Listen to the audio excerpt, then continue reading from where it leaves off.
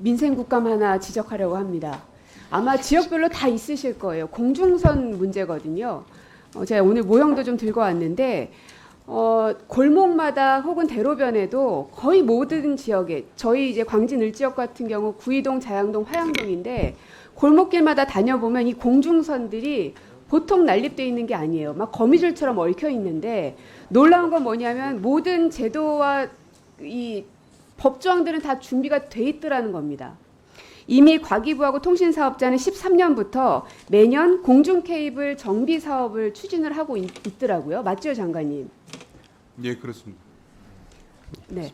그리고 이 보통은 지중화, 그러니까 땅 밑으로 설치하는 것과 그리고 위에 있는 이 선들을 정비하는 지상 정비 이렇게 두 개로 나뉘는데 지상 정비 같은 경우는 통신사업자하고 한전이 부담합니다. 그러니까 돈을 정부가 부담하는 건 아니에요. 다만 제가 장관님께 이걸 지적드리는 이유는 뭐냐면 관리 감독의 의무는 결국 과기부에게 있다는 겁니다. 법이 있는데도 불구하고 온 동네가 다 거미줄처럼 얽혀 있는데 이 문제가 몇 년째 해결되지 않고 있으면 이건 과기부가 적극적으로 뛰어들어야 되는 부분이다라는 생각이 드는 겁니다. 제가 그 점검 매뉴얼도 보니까요. 이 회선이 공중으로 돼 있는 경우에 하나의 인입 경로로 들어가야 된다라고도 돼 있고요. 또 그 노면으로부터 4.5m 이상으로 설치되어야 된다고도 돼 있습니다. 그런데 제가 동네 다녀보면요. 4.5m 밑으로 쳐진 것도 많고 하나의 회선으로 이렇게 뭉쳐져 있는 것도 별로 없습니다.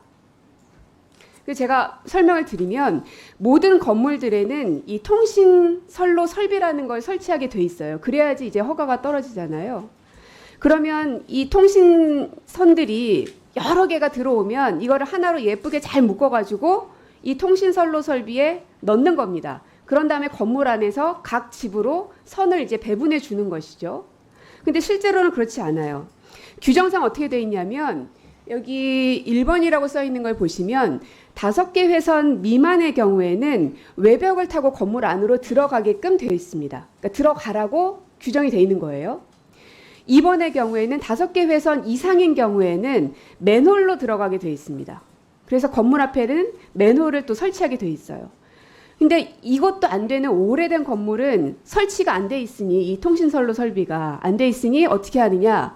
옥상에다 설치를 해서 선로를 예쁘게 또 하나로 쫙 묶어가지고 옥상에다가 연결하게끔 이 규정은 돼 있습니다. 맞죠, 장관님? 예, 그 부분 뭐 너무 자세한 부분이라서 제가 미처 파악을 못했는데 자세히 한번 파악해 보겠습니다. 차관님께서 예, 답변 예. 주시겠어요? 예. 이 차관님 소관이시죠? 예, 그렇습니다. 예. 예. 근데 실제로 이게 주민들에게 국민들에게 어떤 피해를 준다고 생각하세요? 차관님. 이제 복잡한 그 통신선들이 일단 도시 미관을 해치고 또 화재나 각종 불편, 그 사고 위험 또 주민들에게 다양한 불편을 초래하고 있는 것으로 알고 있습니다. 네, 예. 이게 미관상 안 좋은 것뿐만이 아니라 탑차들이 움직이게 예. 되면 이 선에 걸려서 화재 사고가 나기도 하고 떨어지는 사고가 나기도 합니다, 실제로. 그래서 저희 지역을 제가 PPT를 좀 띄워주세요. 보시면 공중 케이블 대상지로 선정이 돼서 정비를 마친 구역입니다. 작년에 마쳤는데도 저래요. 그러니까 뭔가 문제가 있는 것이죠. 아마 이제 동네 하늘을 쳐다보시면 많이들 그러실 겁니다. 근데 이게 10년째 매년 수천억의 예산이 들어가고 있거든요. 통신사업자들이 예산을 그렇게 투여하고 있는데 그거를 이제 관리 감독을 잘 하시면 된다는 겁니다. 장관님께서. 우리 중앙전파관리소장님 나오셨나요? 예. 마이크를 좀 잡아주시고요. 그러면 이거를 과기부가 어떻게 해결할 수 있을 것인가? 마이크 들고 계세요? 시간이 잠깐만 멈춰주세요. 나오시든지 마이크를 주시든지.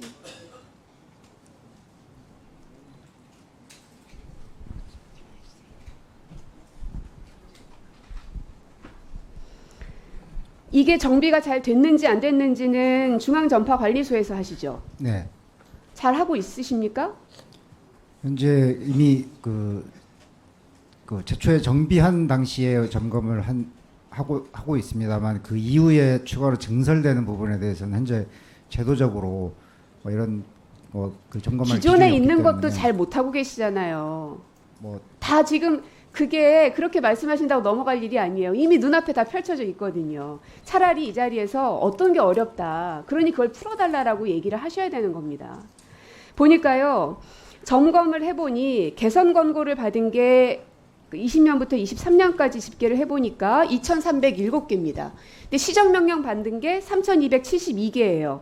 그러면 시정명령 받은 것들이 잘 안 됐을 때는 과태료를 부과해서라도 다시금 시정하게끔 만들어야 되는데 과태료는 하나도 없습니다. 20년부터 23년까지. 그러니까 이게 정비가 안 되고 계시고 점검을 제대로 못 하고 계시는 거예요.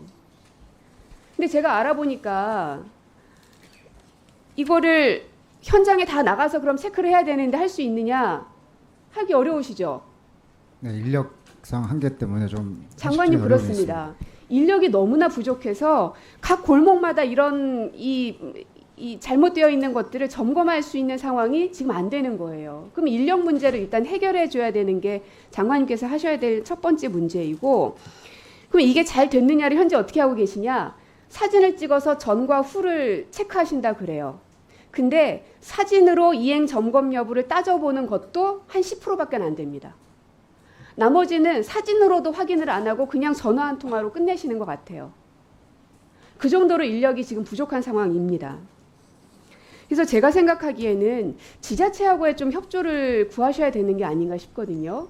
근데 지금 법령에 의하면 과기부 장관은 뭐 이런 문제에 대해서 시정이나 필요한 조치를 명할 수 있다라고 돼 있는데 과기부 장관만 할 게 아니라 지자체장하고 같이 협조를 할 수 있게끔 법 개정을 좀 해야 되는 거 아닌가 싶은데 장관님 생각 어떠십니까? 예. 뭐 지자체 그러니까 인력이 부족하고 그 부분에 대해서 의원님 말씀하신 대로 지자체하고 이렇게 협업을 해서 하면은 잘 뭐 좋은 결과가 나오지 않을까 생각하고요. 그 법 개정 부분도 예, 긍정적으로 생각합니다.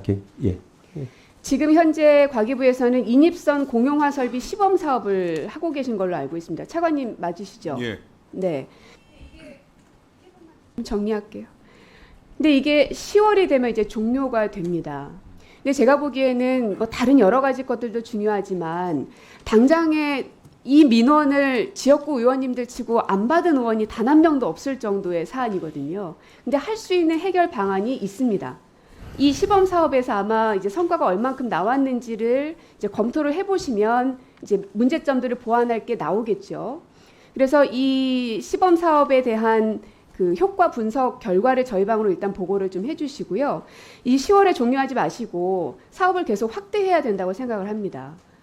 이제 급한 지역부터 해야 되겠지만 뭐 이제 그거는 잘 과기부에서 지자체하고 협조를 하셔서 그 골목마다 있는 난립되어 있는 이 공중선 문제를 해결해 주시면 아 그래도 국가가 이런 것들은 잘 챙기는구나 하고 느낄 텐데 법제도가 있는데도 불구하고 안 챙기고 지고 있다는 것은 장관님께서 꼭 다시 한번 점검해. 예, 그러한 부분 잘 살펴보도록 하겠습니다. 예.